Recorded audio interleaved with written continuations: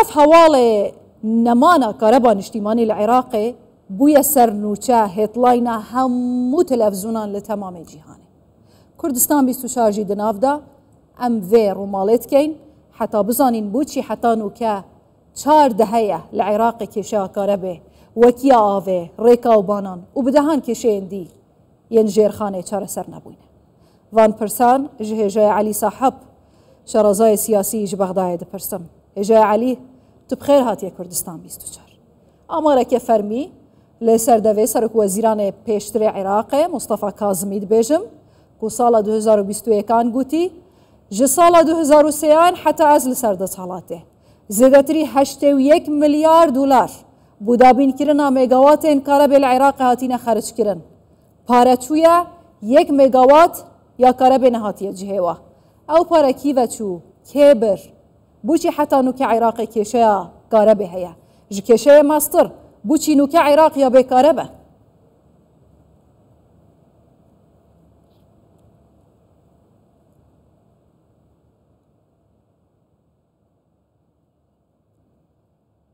نعم مساء الخير. بالي ايوه باش القناه كتان كان كردستان مستر هروها بينران هروها برا كردكان مار لا كرد حريمي كردستان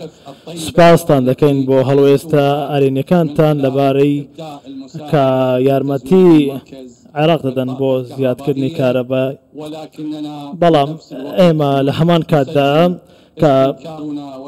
بداخوين كا لقل أودين كا همو باري كا 110 مليار دولار بو كهرباء خرج كراوة بلام كا دوخي كهرباء بمنزوري كا اما برامبرا بميزانية تر ولاتي دراوسەیە کە تەنها بۆ کارەبا سەرف کراوە خرج کراوە ئەمە بەداخەوە ئەمە بەڵگەیە لەسەر ئەوەی کە گەندەڵی لە عێراقدا لە بەغدادا لە تەواوی پارێزگاکانی عێراقدا جگە لە هەرێمی کوردستان گەندەڵێکی زۆر هەیە کە ئەو پارەی بۆ کارەبا بۆ چاکردنی کارەبا خرج کراوە بەداخەوە بۆ بەرچی بەرپرسان چووە لە ناوخۆی عێراق بێ یاخود لە دەرەوە بێ من وای بۆ ڕستم کارەبا چارەسەر نابێت ئەگەر چارەسەرشی جددی بۆ نەنووسرێتەوە کێشەکە بەم زۆرە بەردەوام دەبێت ئەگەر چارەسەر نەدرێتەوە لەگەر کۆمپانیەکان هەر وەکو ئەوەی کە هەرێمی کوردستان چارەسەری بۆ کێشەکە دۆزیوەتەوە بۆ کارەبەکان وەکو دەزانن لە هەرێمی کوردستاندا مۆردی ئاهلیەکان لە تەواوی هەرێمی کوردستان هەڵگیرەوە ئێمە پیرۆزبایی لە هەرێمی کوردستان دەکەین بەڕاستی دەستخۆشیان لێ دەکەین کە تەواوی مۆردی ئاهلیەکان هەڵگیرەوە و کارەبا بووەتە 24 کاتژمێر من وای بۆ ڕستم ئەم بابەتە زۆر باشتر دەبێت لە داهاتوودا لە هەرێمی کوردستان لە بەرامبەردا بەداخەوە لە عێراقدا دەبینین کە کارەبا ڕۆژ لە دوای ڕۆژ بەرەو خراپتر دەڕۆین لەگەڵ بەرزبوونەوەی پلەکانی گەرماشدا کە گەیشتۆتە زیاتر لە 50 پلەی سیلیزی بەداخەوە ئەمە گەندەڵیە. ئێستا القلبی جەنابێ هەوا لە بەغدای میوانی منن ئێستا لە بەغدا ئێوە کارەبای لە پێش کارەبای ماولیدەنە یعنی ماولیدەکان ئیش دەکەن؟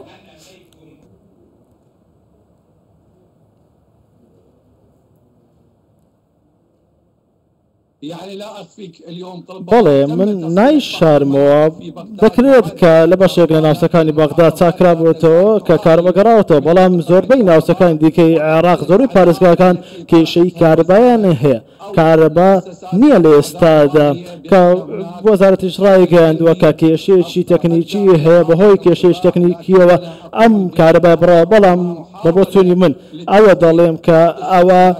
دەکرێت هەوڵێک بۆ ئەوەی کە بەشێک لە لایەنە سیاسیەکان لەکەدار بکرێت ئێمە کێشەی سیاسیمان هەیە نەک کێشەی قەیرانی سیاسیمان هەیە قەیرانی کارەبامان نییە یا بواتە ئەو بۆ چونانەی کە بەرەو پێشەوە سیاست بەرەو پێشەوەدەن کێشەمان لەوەدا هەیە لەگەڵ حەزبەکاندا هەیە کێشەمان لەگەڵ بەرپرساندا هەیە ئەوە کێشەی ئێمەیە ئەوانەی کە کار دەکەن بۆ چاکردنی دۆخەکە هەموو هاوڵاتیان عێراق لێی ناڕازین بەڕاستی ئەو بەرپرسانەی کە وڵات بەڕێوە دەبن کەس لەیان ڕازینە تەواوی هاوڵاتیان لەیان ناڕازین لەگەڵ ئەوەدا کە کێشەی ئاویشمان هەیە بەڕاستی ئێمە کەمی ئاومان هەیە وەزارەتی ئاوەڕۆ سەرچاوەکانی ئاو دەڵێت کە عێراق ڕوبەڕۆی کێشەیەکی گەورەی کەم ئاوی بووەتەوە کە لە داهاتوودا ئاو کارەبای نامێنێت. باشە هێژە علی ساحب عێراقی ئافنینە عێراق یا تشکە ساڵیەدا عێراقی کارەبنینە ژێرخانە سفرە 4 دایە بچی عێراق نەشیە بخو ژێرخانە ئاو و کارە بێ هەرچ نەبیت بکێ ماسی چارەسەر بکەتن ئەو پارەیە بوو دابینکردنا کارە بێ لە عێراقی هاتیە سەرفکردن جەنابێ هەوا بخۆژی گوتی میزانیا 4 وڵاتەیە بوو دابینکردنا کارە بێ زێدەتری 100 ملیار دلار پشتی ساڵە 2023 بوو دابینکردنا کارە بێ لە عێراقی هاتینە خەرجکردن پارە هەمی چوویە کارە نەهاتیە جهێوێ کی لە پشت وێگەنداڵیا ئیداریە لە عێراقی بۆچی سوودانی نەشیا وێگەنداڵیا ئیداری لە عێراقی بنبەر بکات بۆچی سوودانی نەشیا کارە بێ بۆ عێراقیە دابین بکات وەکی ئاوێ و گەلێک بابەتێ دی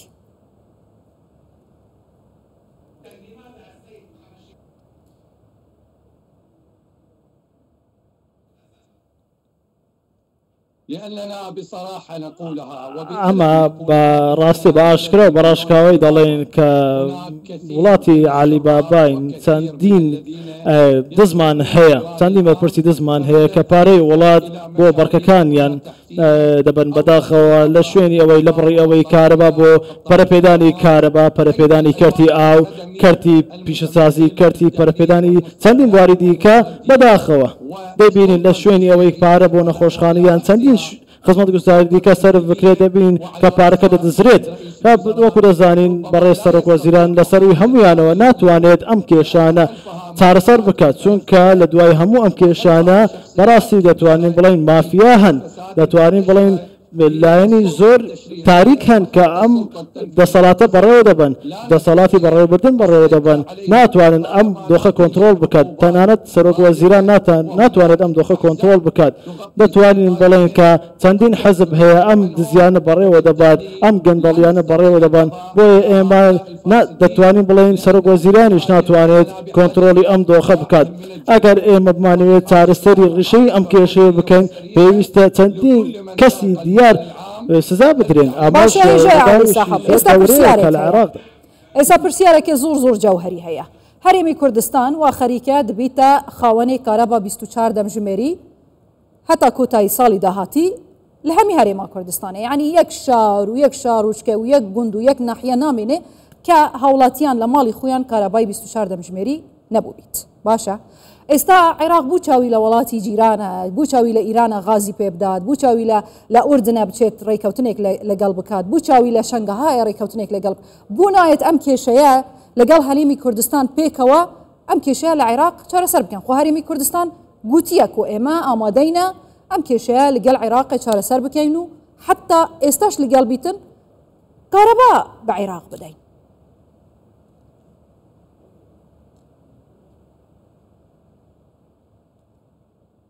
هناك آية تقول أخذته العزة بالإثم هەیە کە باسی ئەمە دەکات بەڕاستی گازی ئێرانی سەرچاوی تاکە سەرچاوەیە بۆ ئەوەی عێراق بخۆی ئەوەی دەوێ ئێران هەمووان دەزان کە ئێران چەندین فشاری لەسرە چەندین دۆستانی منێڵە ئێران زەنجی لەسرە لە تەواوی ماوەکاندا لەگەڵ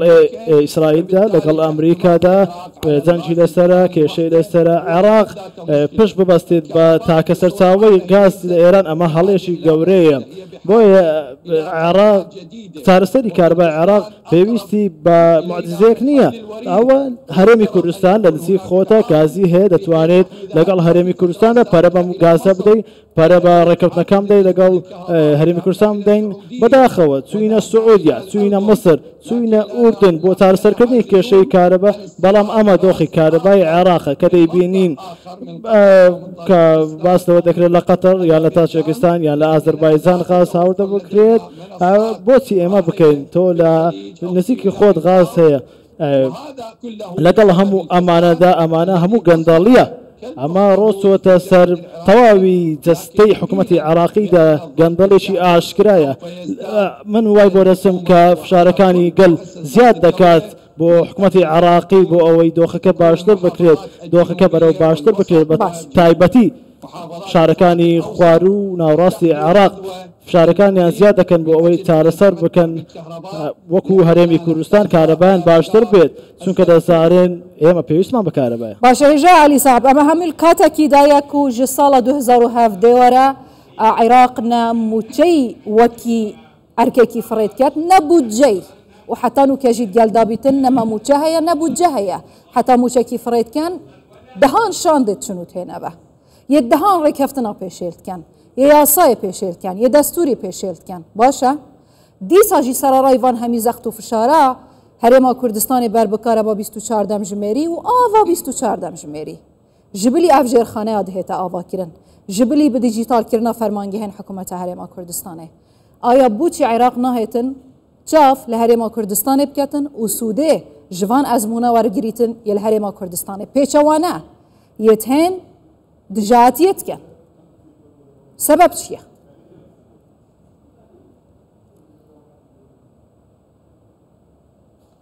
يعني هذا خطأ استراتيجي اما هذا شيء استراتيجية لا استوي حكومتي ناوندية بيويستا لك تيجيشني تديها بين نيوان حكومتي يرمي كردستان وحكومتي ناوندي بو كوتاي هنا بسرتم كيشا كان نقوا كيشا كان بدوا بخريد بالكو دبي كيشا كان سارسر بكريد چندین کێشەمان هەیە کە لە نێوان هەردوو لەدا هەیە چارەسەر نەکراون کە بۆچی ئەمە دەکرێت بۆچی خەڵک لە هەرێمی کوردستان بێموچە بێت هەر وەکو دەزانن لە جەژنەوە دوای ئەوەش موچەیان وەرنەگرتووە ئەمە هۆکارەکەی چییە پێویستە ئەم کێشەیە چارەسەر بکرێت نابێت دەست ببرێت بۆ قوتی هاوڵاتیان لە هەرێمی کوردستان ناکرێت ئەمە بخرێتە چوارچێوەی سیاسی ناکرێت ئەمە بە کارتێکی فشار بەکار بهێنرێت موچەی خەڵکی هەرێمی کوردستانە بۆیە پێویستە سەردەم حیساباتەکانی نێوان هەردوو لە پێویستە سەر لە نوێ پێداچوونەوەی بەسەردا بکرێت لە نێوان هەرێمی کوردستان و حکوومەتی ناوەندیدا بۆ ئەوەی ئەم کێشانە بە تەواوەتی چارەسەر بکرێت و لا ڕێگەوە کێشەکان چارەسەر بکرێت بۆ ئەوەی لە داهاتوودا لە تەواوی عێراقدا هاوڵاتیان بەرەو خۆشی بچن بۆ ئەوەی خێر لە خۆشی عێراقدا ببینن ئەوەی کە خوددا بۆی نووسیون لە سەرچاوەکانی کوشتتوکاڵی سەرچاوەکانی ماسی سەرچاوەکانی نەوت و کانزاکان پێویستە هەموو هاوڵاتیانی عێراق سوودی لێوە بگرن ناکرێت کێشەی نەوت وەکو کارتێکی فشار بەکار بهێنرێت باشە ئەگەر بوی حالی بیتن ندیاره وزارت کارآب عراق جید بجیتن اما مجولی کار کردنه حتی کو اویز گهج کار کتی دیسان نوجن بکین و کارآب بگریتوا ایوا چاوری نرازایتی جاده دکن لعراق بتایبتی استا عراق میوانه کی زوری هیا شیعکان بتایبتی لإیران و بلیشاو هاتن میوانی عراقن بو بجداری کرن لچل امام حسین يعني عراق كوالامي ام همو برسياره او همو نرازاتيه ددات چ بە میوانەکانی خۆیان دەڵێن